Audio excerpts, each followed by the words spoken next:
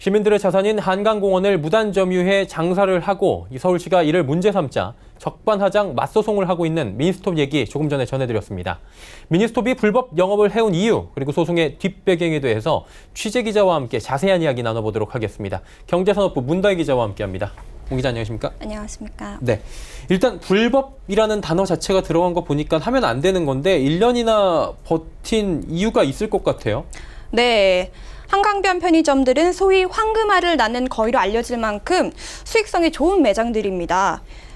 특히 여름 성수기에는 전국 상위 매출 매장을 앞다툴 정도로 업계에서 눈독을 들이는 곳인데요.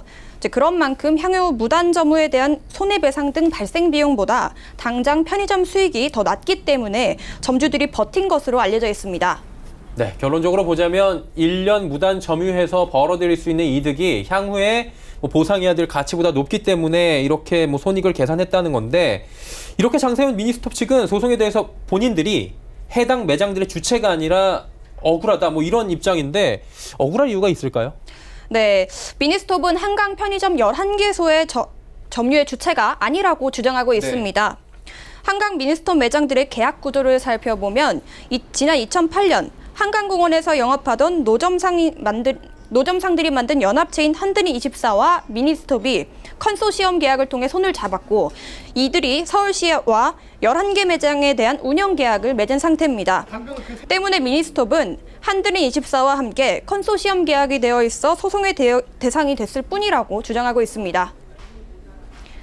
그러나 실제 계약서를 살펴보면 주 계약자는 미니스톱과 한드니24로 나옵니다. 또 미니스톱이 서울시를 상대로 낸 맞소송을 살펴보면 심관섭 미니스톱 대표가 소송을 청구한 것으로 나와 있습니다. 네, 한마디로 컨소시엄이기 때문에 본인들은 아니라고 하지만 주체를 하나하나 살펴보니 주체가 될 수도 있다, 이렇게 보고 있는 겁니다. 그렇다면 서울시의 입장도 궁금한데, 서울시는 왜 억지 소송이다라고 주장하는 겁니까? 네, 서울시는 해당 매장들이 BOT 계약으로 체결된 점을 상환 사유가 되지 않는 근거로 들었습니다. BOT 계약이란 민간 투자자가 사회 기반 시설을 건설해서 일정 기간 운영한 뒤 정부에 기부하는 수익형 민자 사업인데요.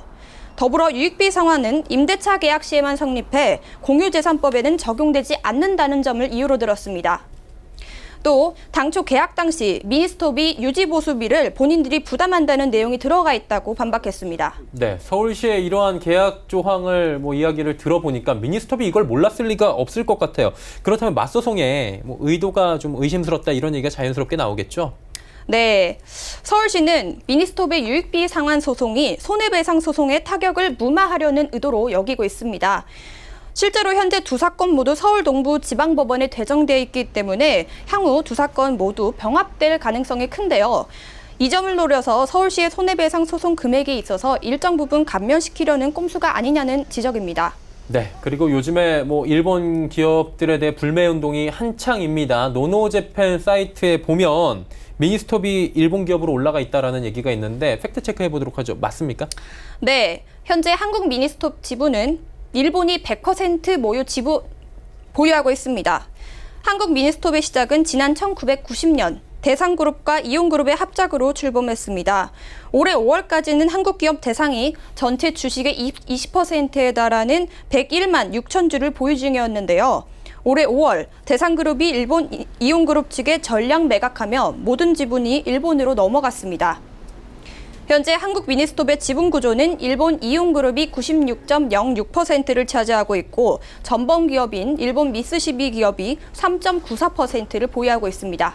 네, 결국에는 일본 자본이 지금 100%가 투자가 돼 있는 일본 그룹이 맞다라고 봐도 될 것 같은데, 무역 갈등으로 지금 일본 그룹에 대해서는 불매운동이 확산되고 있는 상황에서 소송까지 알려지게 된다면 향후에 영향을 좀 받을 것 같은데요. 어떤 영향을 받을까요? 네. 현재 미니스톱은 일본 정부의 보복성 수출 규제로 인해 실제 점주들의 매출 하락이 발생한 것으로 알려져 있는데요. 이렇게 매출이 떨어지게 되면 다른 브랜드로의 점주 이탈이 발생할 가능성이 있습니다. 또 올해 초 중단된 일본 미니스톱 매각도 불매운동 영향에서 자유롭지 못한데요. 미니스톱은 지난해 11월부터 매각을 추진했는데 편의점 간 근접 출점을 금지하는 자율규획이 시행되면서 몸값이 대폭 높아졌고 이로 인해 대김에서 이견이 갈리며 최종 무산된 바 있습니다. 당시 업계에서는 이온그룹이 미니스톱의 몸값을 좀 더 올린 후 매각을 다시 시도할 것이라는 관측이 지배적이었는데 최근 확산하고 있는 불매운 득을 살펴보면 이런 관측이 실현되긴 어려울 것이란 전망입니다. 네.